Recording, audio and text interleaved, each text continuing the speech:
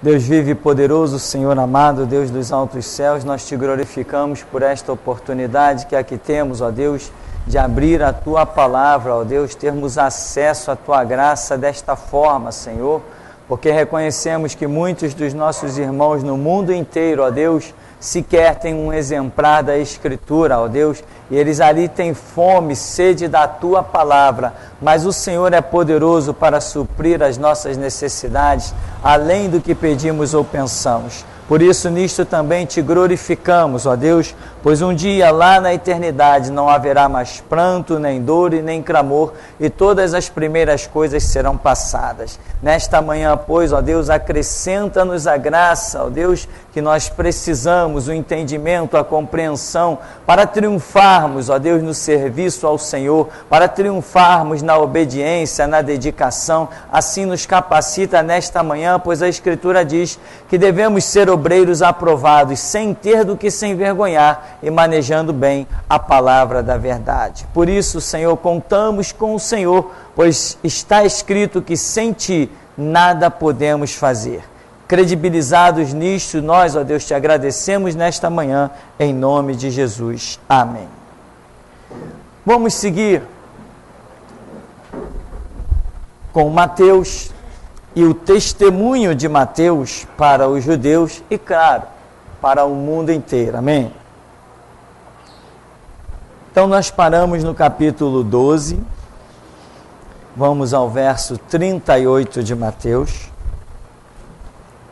continuando a ver aquilo que Jesus deixou com linguagem muito específica para os judeus, pois nós já vimos que o Evangelho de Mateus tem o caráter principal de alcançar o povo judeu. Por quê? Por causa da sua cultura, da sua ideologia, enfim. Então, Mateus capítulo 12, 38, Jesus diz assim, a Escritura diz: Então, alguns escribas e fariseus replicaram: Mestre, queremos ver de tua parte algum sinal. Ele, porém, respondeu: Uma geração má e adúltera pede um sinal, mas nenhum sinal lhe será dado, senão o do profeta Jonas. E aí Jesus ainda vai especificar: Porque assim como esteve Jonas 3 dias e 3 noites no ventre do grande peixe, assim o Filho do Homem estará 3 dias e 3 noites no coração da terra. Né? Então veja que, poxa, se Jesus dissesse isso para qualquer outro povo, não teria tanto sentido quanto chegar e dizer para um judeu que conhece isso aqui de cós salteado. Então você vê que o testemunho para o judeu aqui, ele se torna mais forte, ele se torna mais contundente, faz parte da cultura judaica. E cá entre nós, que sinal poderoso! Diante de tudo aquilo que Jesus fez no cenário de Jerusalém, nas terras de Israel, depois que ele disse um negócio desse, olha, como Jonas, 3 dias, 3 noites no ventre do peixe, assim o Filho do Homem estará no seio da terra. E observa que ele não disse isso para o povo, ele disse isso para quem? Então, alguns escribas e fariseus. Então, ele disse isso para aqueles a quem essa palavra mais pesaria. Não foi simplesmente para o povo, porque o povo, né, como a gente costuma dizer, o povo tem memória curta. O povo vota hoje e amanhã. Quem você votou? Eu nem lembro. Mas não passou nem uma semana. Não, nem lembro.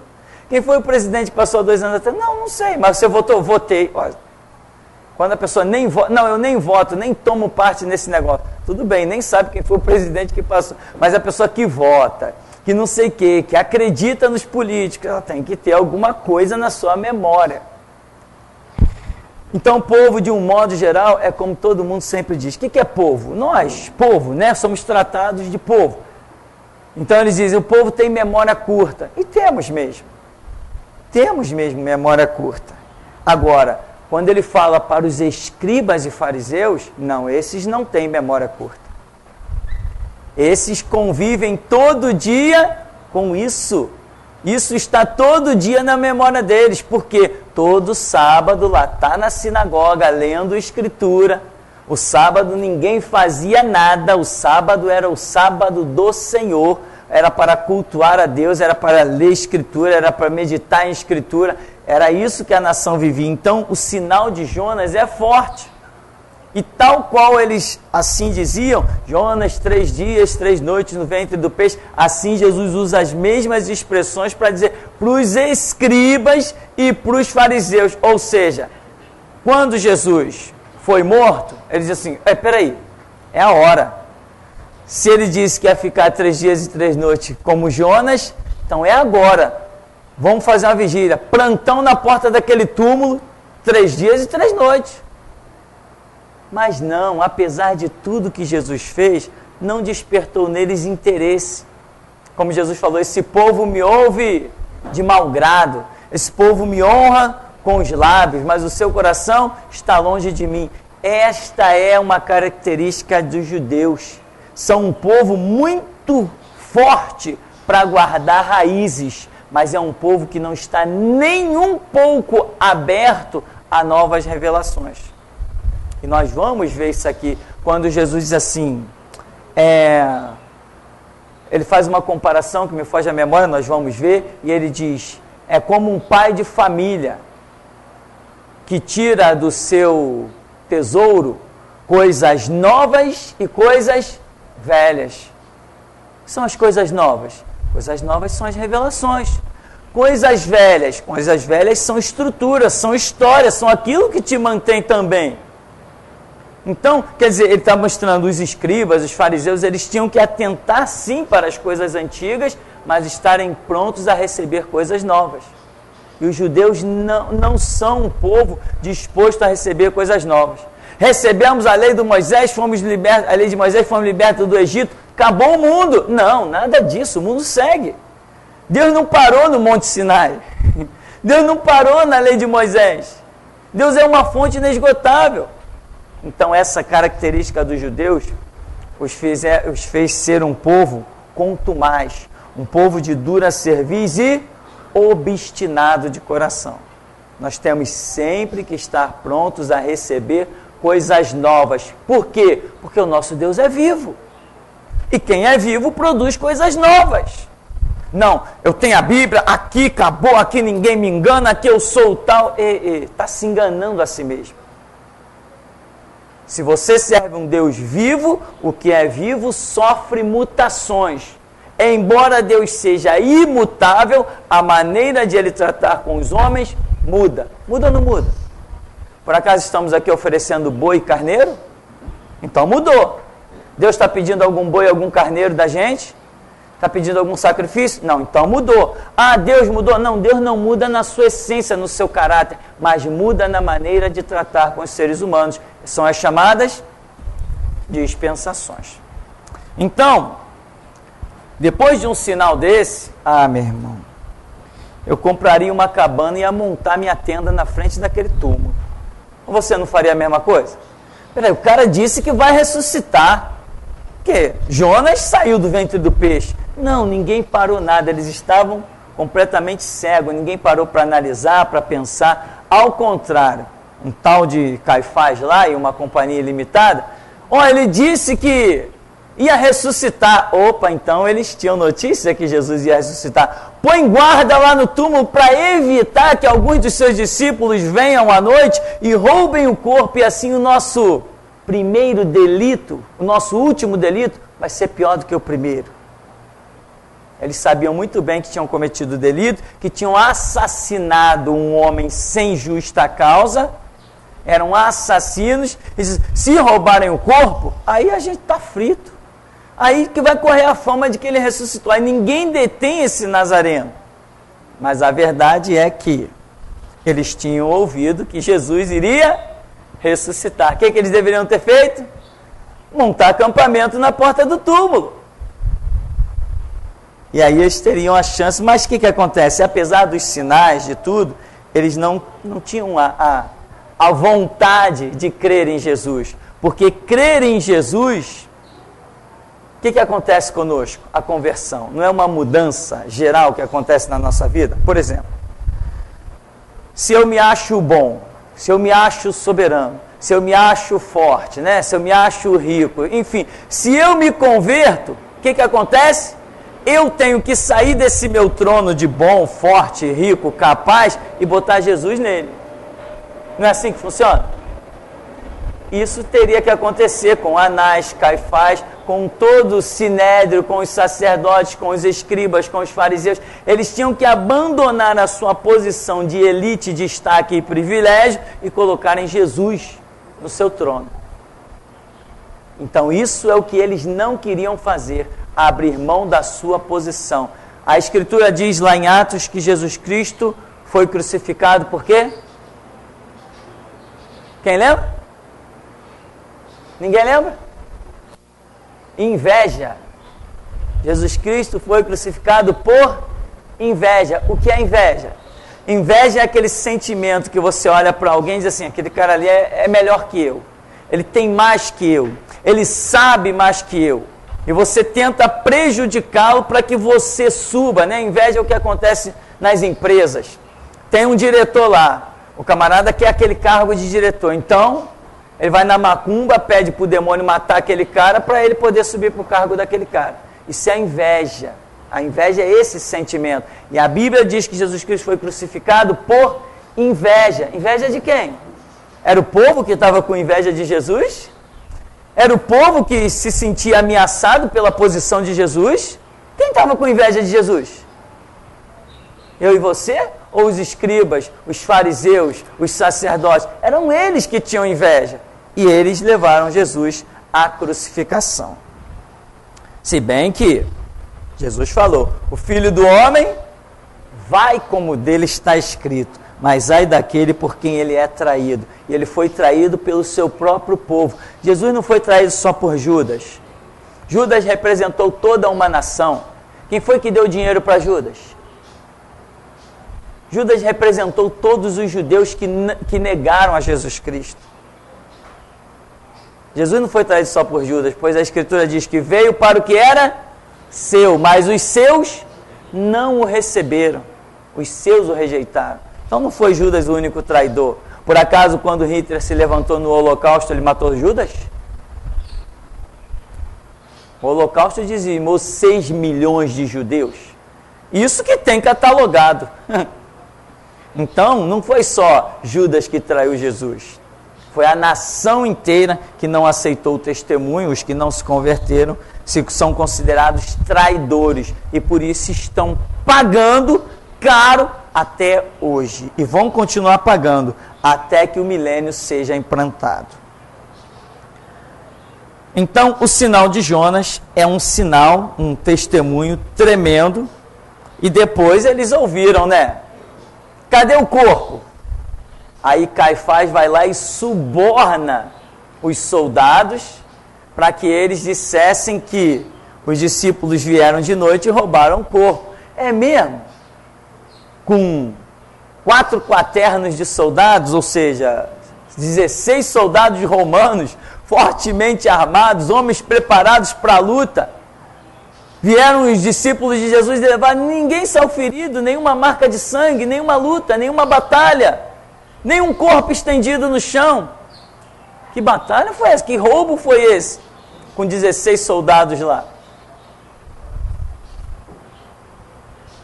Bom, seguindo então, no verso 41, diz assim: Ninivitas se levantarão no juízo com esta geração e a condenarão, porque se arrependeram com a pregação de Jonas.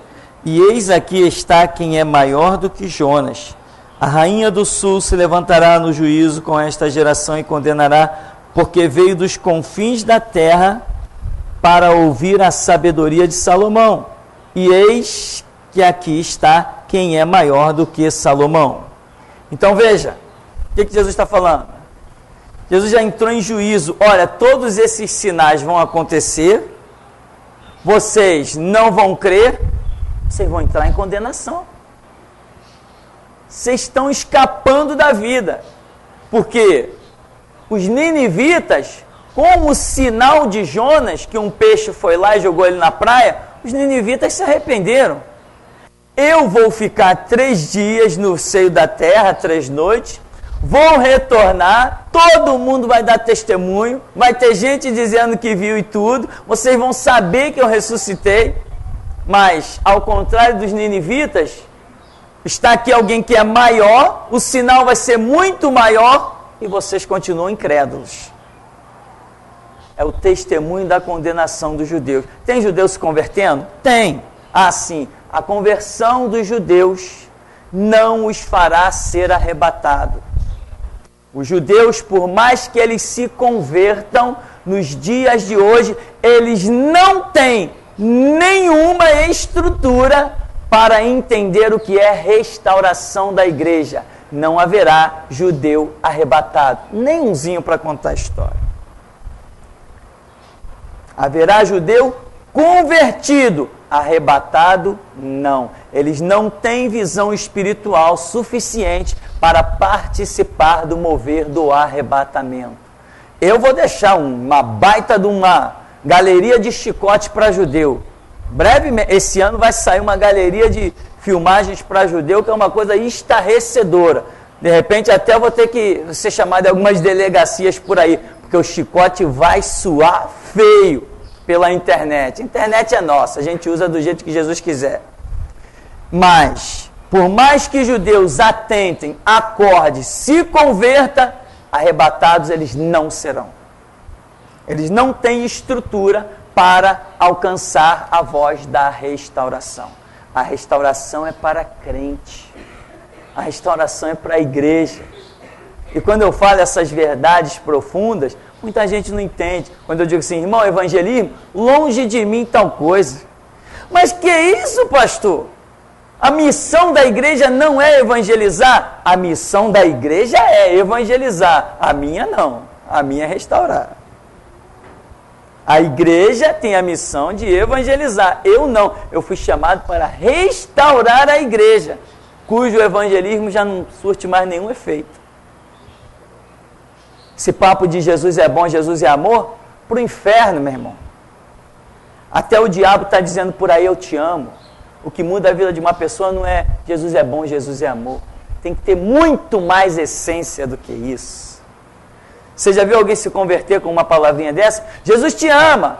E a pessoa se converteu. Cadê o evangelho? Quando eu digo Jesus te ama, cadê o evangelho? Eu não reconheço conversão a uma expressão de amor. Conversão, que a Bíblia chama, é a doutrina do evangelho. E quando eu digo para alguém Jesus te ama, eu não apresentei para essa pessoa nenhuma doutrina. Não apresentei nenhuma essência da palavra. Não apresentei nenhuma ideologia. Isso não é o bastante. Tinha um bruxo, um feiticeiro, que todo dia passava um grupo de crentes para ele. Ele passava na frente da igreja, as pessoas passavam na frente da casa dele. Jesus te ama, Jesus te ama, Jesus te ama. E o camarada lá no terreiro de Macumba, o diabo dizia assim para ele, se tu me abandonar, eu acabo contigo, com a tua família, com os teus filhos. E as pessoas, Jesus te ama, Jesus te ama, Jesus te ama. E o cara morreu e seguiu a vida dele. Não é isso só, meu, não é isso. Esse papo de Jesus te ama. A pessoa, Jesus me ama, tá, Jesus me ama. Mas quem está com a espada na garganta dele é o diabo. Me abandona para tu ver. Tem que ser além, tem que ir um pouco mais além dessas coisas. Direção. Muita gente não sabe o que dizer, não tem direção, não tem unção, não tem graça, não tem autoridade, não tem poder, não tem conhecimento. Aí fica se escondendo atrás de um escudo. Jesus te ama, Jesus te ama. Essa é a verdade de muita gente. Para alguns não adianta você pregar que Jesus ama. Tem que mostrar, provar o quanto Ele é poderoso. Então fica o testemunho que Jesus está falando. Os ninivitas, a rainha de Sabá, eles ouviram pessoas praticamente comuns. Agora, está alguém aqui que é muito maior que essa turma toda, e vocês estão aí, não querem crer nada. Seguir então, eu quero fazer uma observação no capítulo 13, no verso 51.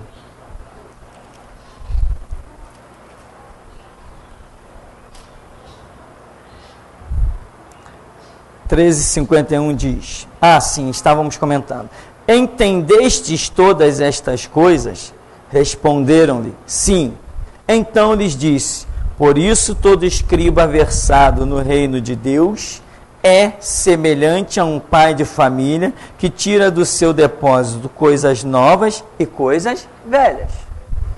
Todo escriba, está falando escriba, né? Versado. O que é versado? Aquele cara que é bom, ele entende da coisa, ele é o profissional da área. O escriba versado no reino dos céus, ele é semelhante ao pai de família que tira do seu depósito coisas novas e coisas velhas. Ou seja, podemos entender aqui muitas coisas. Dizer que a vida só com o Antigo Testamento não seria o suficiente para os judeus, porque tinha coisas novas pela frente. O Novo Testamento, podemos imaginar. Podemos imaginar que até para nós mesmos, para termos uma fé perfeita, o Novo Testamento é bastante para termos fé. Mas quem conhece todo aquele contexto das profecias, o significado, como vimos aí, de Ezequiel, capítulo 1, e tantas coisas de Daniel que estão prestes a se cumprir no nosso século, quem consegue juntar essas coisas velhas e as coisas novas, tem mais fé. Se tem mais fé. Se uma pessoa é exímio guardião conhecedor do Novo Testamento, e o outro conhece tanto o Novo quanto o Antigo, nós não temos aí um conteúdo, um conhecimento muito maior? E a fé não vem por ouvir e ouvir pela palavra de Deus? E quanto mais conhecimento não entendemos que mais fé se possa ter? Então o que acontece? Jesus está mostrando aqui isso, que não bastava eles ficarem no Antigo Testamento. Eles iam ter que entender o Novo, senão não ia ser o bastante para eles, como não está sendo. Cadê o testemunho de Israel? Eu não conheço nenhum judeu dando testemunho de nada. De vez em quando eu encontro um palhaço aí. Eu me converti ao judaísmo. Não existe conversão ao judaísmo. Existe regressão ao judaísmo. Deus já revelou o Novo Testamento como a última palavra para chamar os povos, e tem gente ainda se convertendo às práticas do Antigo Testamento. Me converti ao judaísmo, porque falar em hebraico, falar em judaísmo, né, ainda mais dentro de algumas igrejas, você até é crente, você vê se convertendo ao judaísmo. Não sei que tipo de crente. Não, irmão, agora eu me encontrei, eu achei uma sinagoga judaica, porque os judeus são o povo de Deus. Conversa fiada, balela. Povo de Deus sou eu. Povo de Deus sou eu, que ando na doutrina que Deus quer que eu ande. Esse papo de ficar sacrificando boi, cordeiro, carneirinho, isso aí é palhaçada. Isso já era. E os judeus vão fazer isso agora nesse século 21. Estão construindo o templo, estão preparando as suas pias de sacrifício e vão oferecer holocaustos, que nem a fumaça não vai passar nas nuvens. E tem mais, o sacrifício que eles vão fazer é abominável, que eles estão negando o sacrifício de Cristo e estão oferecendo o seu próprio. E de vez em quando você acha um palhaço aí, me converti ao judaísmo. Ninguém se converte ao judaísmo. Conversão só ao cristianismo. Então, coisas novas e coisas velhas. Pastor, eu gosto muito de ler o Novo Testamento. A minha vida é o Novo Testamento. Sim, parte da sua vida é o Novo Testamento. Mas se Deus separou 66 livros para nós, são 66. Você tem que mergulhar em todos eles. Eu não gosto de ler Deuteronômio, eu não gosto muito de ler Gênesis. Aqui não tem gosto.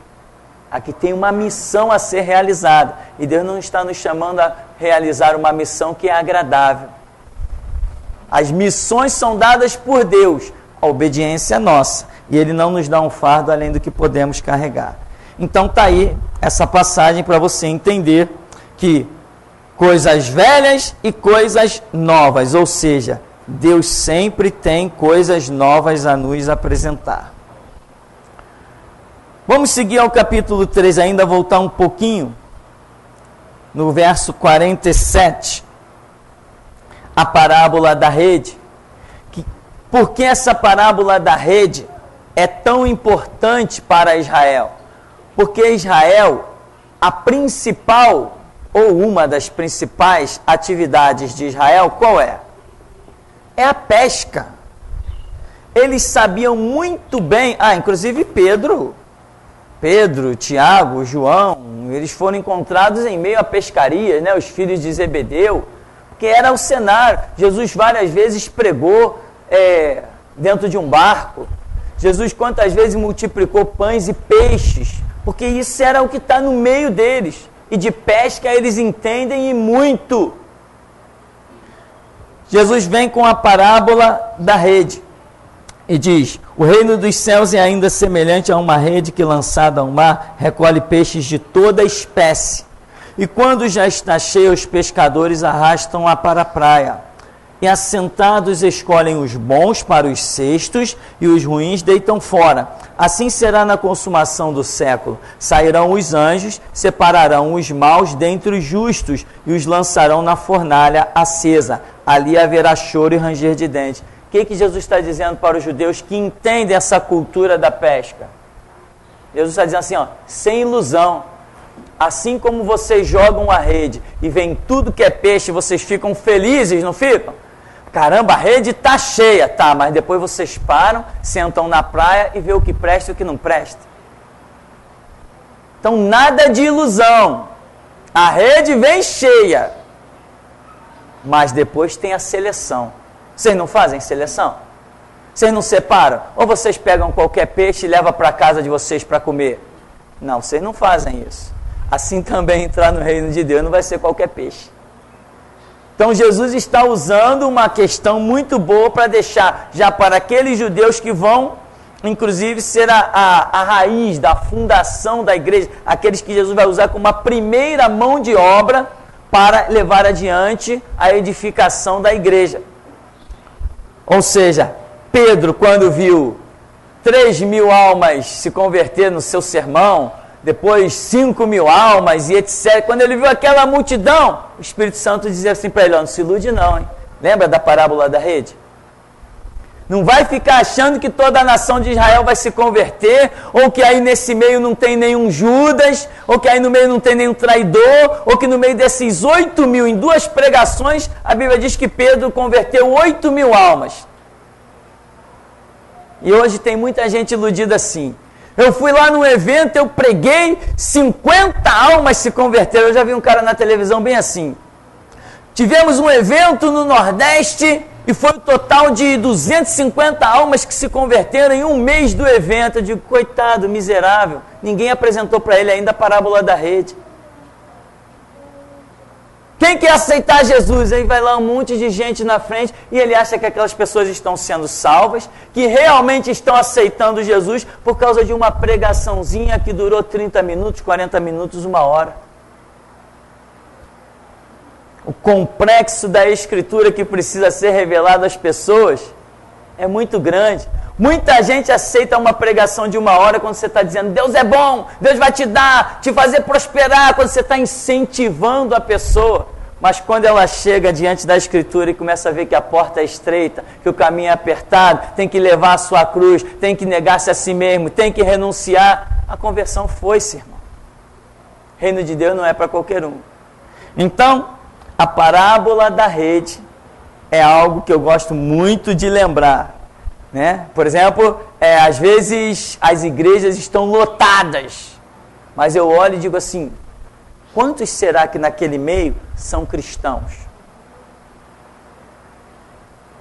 O exército de Gideão tinha 32.000, e quando eu paro para pensar naquela seleção, olha o que é isso, irmão, 32.000, com a palavra do homem, dizendo, os covardes voltem para casa. Foi 10.000, né? Daqui a pouco vem outra seleção, um gesto. A seleção foi um simples gesto.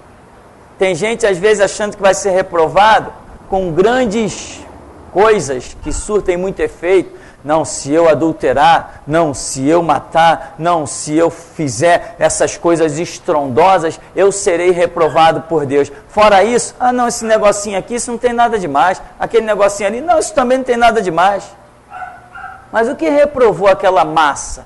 de 22.000 que estavam com Gideão, dos que sobraram? Foi apenas a maneira de beber água. Ora, Deus pode reprovar alguém pela maneira de beber água? Às vezes as pessoas estão achando que vão ser reprovadas se fizerem grandes coisas, grandes alaridos, se pisarem na bola, se causarem escândalos. Que escândalo aquela massa que estava com Gideão causou pelo simples fato de baixar e beber água? Então eles foram reprovados nas grandes coisas? Aqueles eram covardes? Esses não eram covardes, os covardes já tinham ido no primeiro grito, não tinha? Os valentes estavam ali. Meu Deus, e os valentes também são reprovados. Por grandes coisas? Não, por coisas mínimas. Um gesto de beber água. Às vezes uma palavrinha que você diz para o teu irmão e o Espírito Santo se revolta. Uma palavrinha. Bom, isso é apenas uma lição que eu acho poderosa. Seguindo então, concluímos aqui a questão da rede. O reino dos céus é semelhante a isso. Ou seja, como diz, né? Muitos são chamados, mas poucos escolhidos. Vamos seguir para Mateus capítulo 15. Continuando a ver essas particularidades com o cenário de Israel. 15, 21.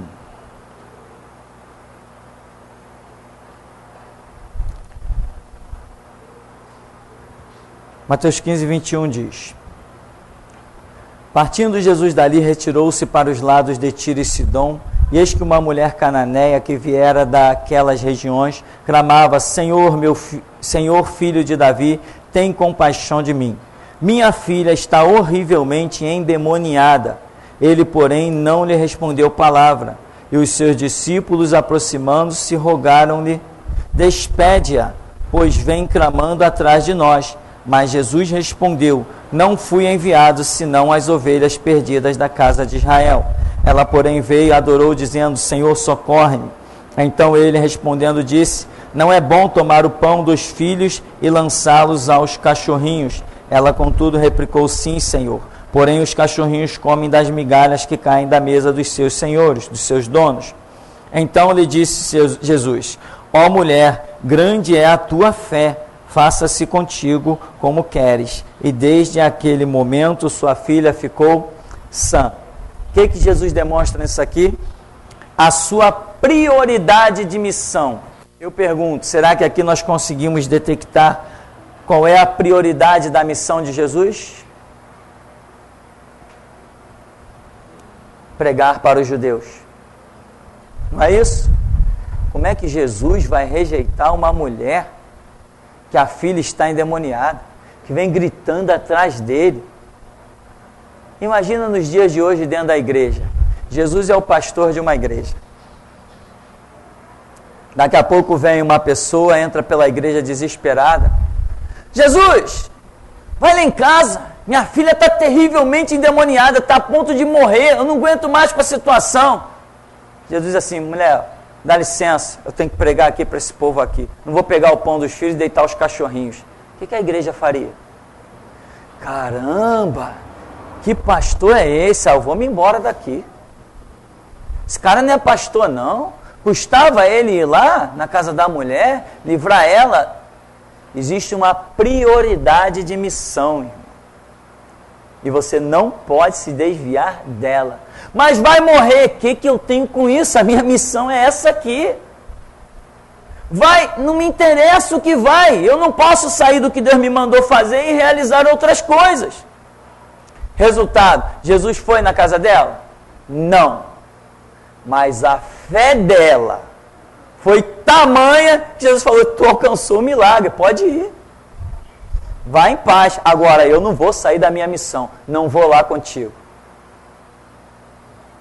Amém, irmão? Dá para entender isso? Quando as pessoas dizem assim: pastor, nós temos que ir nos presídios. Pastor, vamos nos hospitais. Pastor, vamos fazer... Chegou um aqui... Olha, eu tenho os conhecimentos aí. Vamos fazer um evento na Quinta da Boa Vista? Não. Não, não. Mas não vai fazer nada? Não. A minha missão não é essa. Quem quiser fazer evento na Quinta da Boa Vista, Estela Vista. Vá em paz, faça à vontade. A minha missão é restaurar a igreja de Jesus Cristo, não é evangelizar. Eu não estou aqui para ganhar almas, eu estou aqui para restaurar a igreja. E eu não saio da minha missão. Ela pode parecer um escândalo. Imagina Jesus chegar e dizer para uma mulher que vem caminhando, gritando, desesperada, devia vir gritando e chorando. Os discípulos não compreendem. Caramba, a mulher vem gritando, já está aí há meia hora gritando atrás da gente. Jesus nem olhou para trás, não olhou nem para a cara da mulher. Os discípulos não aguentam. Eles, Senhor, peraí, despede essa mulher, ela vem gritando atrás da gente. Por que eles não ficaram calados? Eles estão diante do mestre. Jesus é surdo? Jesus é cego? Eles não resistem, de tanto que a mulher vem gritando desesperada. Eles, Senhor, faz alguma coisa. Essa mulher está gritando demais, está incomodando. Até quando ela vai ficar gritando aí? Muitas vezes é assim. Nós não entendemos os propósitos de Deus e queremos achar que as nossas intenções são propósitos de Deus. Isso é uma lição bem terrível, irmão. Porque o que tem de igreja por aí, fazendo o que acha que deve fazer. Irmão, vamos traçar um plano aqui para a gente ganhar almas. É mesmo? Mas e aquela palavra que diz que Deus não entra em planos feitos por mãos humanas? Agora, você diz, irmão, não, eu recebi de Deus um plano e vamos trabalhar em cima dele. Opa, aí é diferente. Mas eu traçar um plano? Quantas vezes eu vi igrejas traçarem planos e estratégia de evangelismo? Eu conheci um grupo, inclusive, desses grupos de músicos, né? Evangélicos, músicos bons, que faziam um eventozinho na Orla Marítima, ficava tocando essas músicas populares, eles tocavam bem, aí ia juntando gente, aí eles montavam uma tendazinha ali, tipo, veja o seu futuro, consulte a bola de cristal. Aí as pessoas chegavam e acabava a gente entrando, aí tinha lá dentro um obreiro, um pastor, e o camarada sentava ali e ele começava, bem, você quer saber do seu futuro, tal, tal, aí começava a querer pregar o evangelho. Muitas pessoas até por educação ficavam lá e ouviam, outros se revoltavam. Poxa, você está pensando que isso é brincadeira? Está tomando meu tempo? Levantava dali e ia embora. Estratégia que eles criavam. Quantas almas foram ganhas nesses grandes programas? Então, meu irmão, não adianta traçarmos estratégias. Temos que seguir o plano de Deus. Os discípulos, mas Senhor, essa mulher está gritando. Tá, deixa ela gritar. Quando Jesus está dando uma paradinha, ela vem e se joga nos pés de Jesus. Senhor, me socorre. Aí Jesus diz assim, peraí, mulher, eu não vou pegar o pão dos filhos, não vou desviar-me da minha missão para deitar os cachorrinhos. Olha só a expressão. Essa mulher deveria ter se revoltado. Mas não, Senhor, tal, tá bom, grande é a tua fé. Volta, eu não vou sair do meu caminho. Você, volta porque a tua fé fez o milagre acontecer.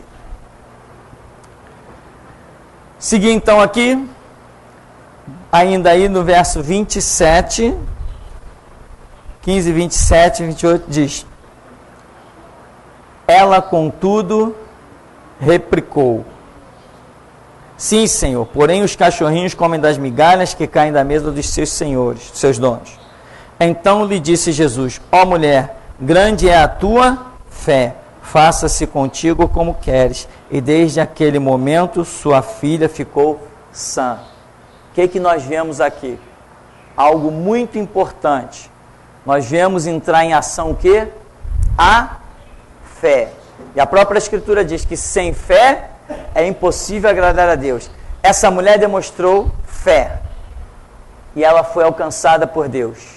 Mesmo não sendo ela prioridade de Deus.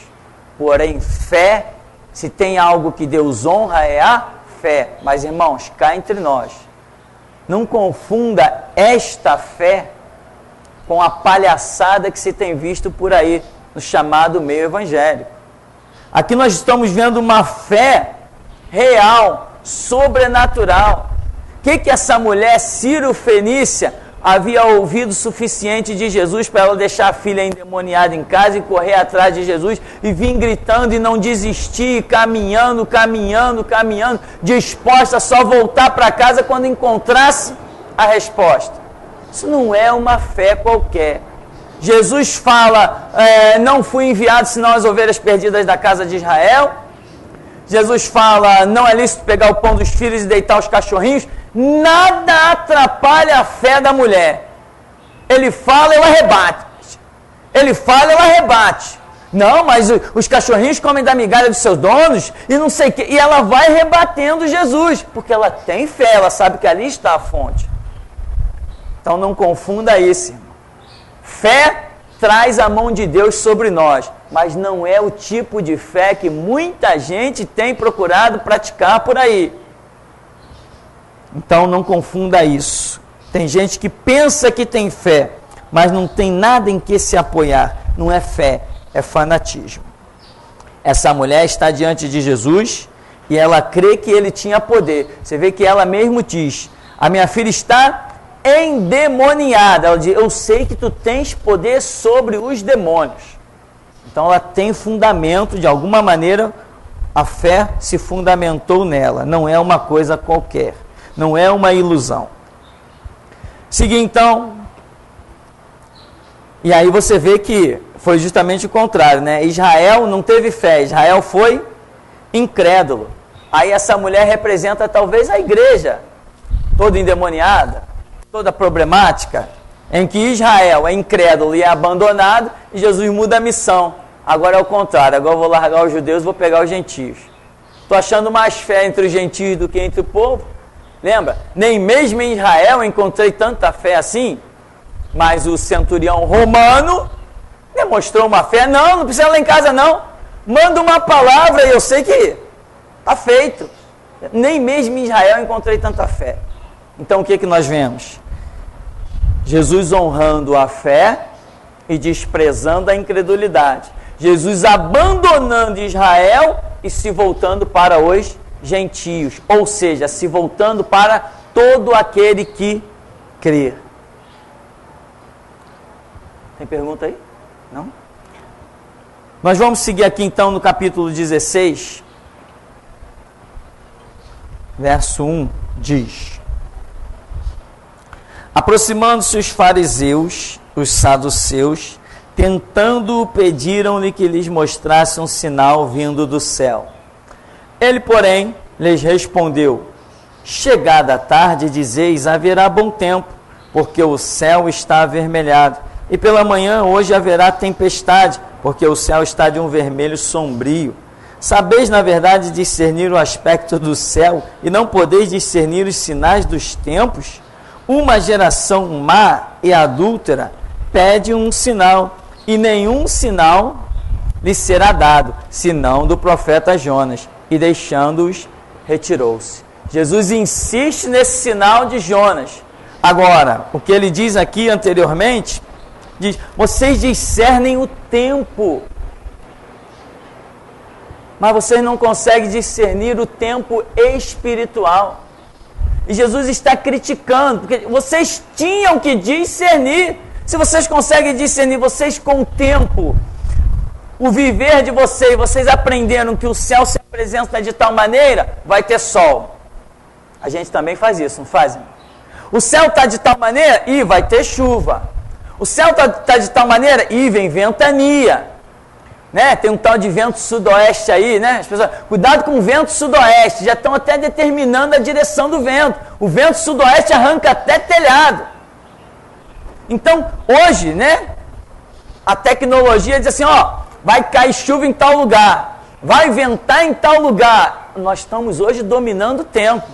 E aí, tem alguém discernindo o retorno de Cristo? Eu digo assim, Jesus volta no século 21, esse cara é maluco mesmo, eu já sabia que ele era louco. Já está adivinhando quando Jesus volta, é maluco mesmo. João Batista, para alguns, foi o grande pregador, para outros foi maluco. Tanto que Jesus diz assim, chegaram para Jesus e falaram assim, com que autoridade tu fazes esses sinais? Ah, vocês querem saber da minha autoridade? O batismo de João era dos homens ou de Deus? Coisa simples. Mas tudo que era espiritual, eles não discerniam, eram cegos. Se a gente disser que é dos homens, vai acontecer isso e isso. Se a gente disser que é de Deus, ele vai dizer, por que vocês não creram? Ah, eu não sei, de onde era o batismo de João? Ah, não sabe não? Também eu não digo com que autoridade eu faço essas coisas. Entende, irmão? Nós estamos discernindo as coisas naturais, que é uma beleza. Ó, vai chover hoje, hein? Quem quer apostar? Quem quer apostar? Quer apostar que vai chover hoje? Irmão, eu acho que Jesus volta nesse século, hein? Não, isso não volta não. Não estou vendo sinal nenhum, cadê o sinal de Jesus para voltar nesse século? Jesus está dizendo justamente isso. Em outras palavras, ele diz assim, hipócritas, vocês sabem discernir os tempos, as estações, e não são capazes de entender essa visitação de vocês. Mas assim como vocês têm durante anos as estações se apresentando para que vocês discernam, para que vocês adquiram experiência com o tempo, vocês têm escritura e mover do Espírito Santo. Portanto, quando o Filho do Homem retornar, quem ele não achar vigiando, ele condena. Porque ele considera que tenha deixado sinais suficientes para que estejamos vigilantes. Então eu pergunto, tem alguém esperando Jesus voltar aí? Sai pelas igrejas onde você conhece, essa multidão de gente chamada igreja, e diz para as pessoas assim, qual é a sua previsão do retorno de Cristo? Depois vai anotando num papel e traz para a gente ver o que as pessoas têm a dizer. Qualquer cristão que você encontrar no seu caminho, diz para ele, vem cá, qual é a sua previsão do retorno de Cristo? Estamos há quase 2000 anos da era da igreja. Qual a sua previsão do retorno de Cristo? Você vai ouvir tanto não sei, tanto ninguém sabe dia e hora. Você vai ouvir tanta besteirada. E eu estou dizendo, Jesus Cristo volta no século 21. Então, fica aqui essa crítica de Jesus a respeito do sinal que os fariseus pedem, e ele apenas menciona os tempos, as estações, critica o discernimento deles do natural, que eles não sabem equiparar a situação ao espiritual, eles estão apenas sabendo discernir as coisas naturais, ou seja, eles estão vivendo em um mundo com a visão natural. Nós temos alguma pergunta? Não? Tem pergunta aí? Não? Bom, nós vamos seguir só mais um pouquinho, antes do nosso intervalo. Mateus 17, verso 1 ao 3, que diz: 6 dias depois tomou Jesus consigo a Pedro e aos irmãos Tiago e João, e os levou em particular a um alto monte. Foi transfigurado diante deles, o seu rosto resplandecia como o sol, as suas vestes tornaram-se brancas como a luz. E eis que lhes apareceram Moisés e Elias, falando com ele. Aí Pedro vem com a declaração dele, etc, etc. Então, o que nós vemos aqui nessa aparição de Moisés e de Elias? No ministério de Cristo, nós vemos a presença totalmente espiritual, sobrenatural de Moisés. Ou seja, o que podemos entender, e é o que eu particularmente tenho visto. Por mais que a gente esteja dentro do ministério de Cristo, lembra aquela palavra? Até que o céu e a terra passem, nenhum J ou um tio será omitido da lei. Por mais que nós estejamos dentro do ministério de Cristo, o tempo todo nós nos depararemos com uma aparição de Moisés. De vez em quando, ou às vezes passamos meses pregando o Antigo Testamento, pregando o princípio da fé do Antigo Testamento, não o Antigo Testamento como doutrina para a igreja ou como ritual, mas o princípio da fé que está no Antigo Testamento. Não pregamos várias vezes? Jacó, que lutou com o anjo, não te deixarei, Já não pregamos isso constantemente? Nós estamos no ministério de Cristo, mas as aparições da lei, do Antigo Testamento, de Moisés, estão constantemente presentes. Quantas vezes nós não pregamos Deuteronômio 28? E aquela ideologia de Deuteronômio 28, que Deus colocará por cabeça e não por cauda, aquela prosperidade se você guardar a palavra, aquela ideologia de Deuteronômio 28 é aplicada hoje nos nossos dias, sim ou não? Sim, claro que sim. Então nós vemos no ministério de Cristo, vemos presente quem? Moisés. Também no ministério de Cristo nós vemos presente quem? Elias. Vemos presente no ministério de Cristo Elias, ou seja, são duas personalidades ou duas representações, duas tipificações que não morrem nunca, não morrem jamais. Mesmo durante o ministério de Cristo, Elias está sempre presente. Durante o ministério de Cristo, Moisés está sempre presente. Moisés não representava a palavra dada no Antigo Testamento? E quem é a palavra, afinal de contas? Não é o próprio Cristo? Elias não representa a restauração, Elias não representa o combate ao sistema, Elias não representa o combate aos reis corruptos, Elias não representa o combate aos exércitos corruptos. Não é isso que Elias representa? Elias não representa a ira contra a idolatria, os profetas de Baal, os falsos sacerdotes. Não é isso que Elias representa? Isso não está no ministério de Cristo? Mas tem gente que já excluiu do ministério de Cristo Elias e Moisés. São as igrejas que ficaram na visão do evangelismo e acabou a história. Se você trouxer Moisés e Elias como tem que ser, como está revelado aqui em Mateus 17, trouxer Moisés e Elias para dentro do ministério de Cristo, você tem guerra pela frente. Moisés representa guerra, guerra contra exércitos, pragas, pestilências, lembra lá no Egito? Moisés representa a guerra, não foi o tempo todo? E Elias? Elias então nem se fala. Então essas duas representações, Moisés e Elias, vão sempre estar presentes no Evangelho de Cristo. Quem não entende isso, fica no meio do caminho, fica para trás. Pergunta aí? Para encerrarmos esse bloco? Não?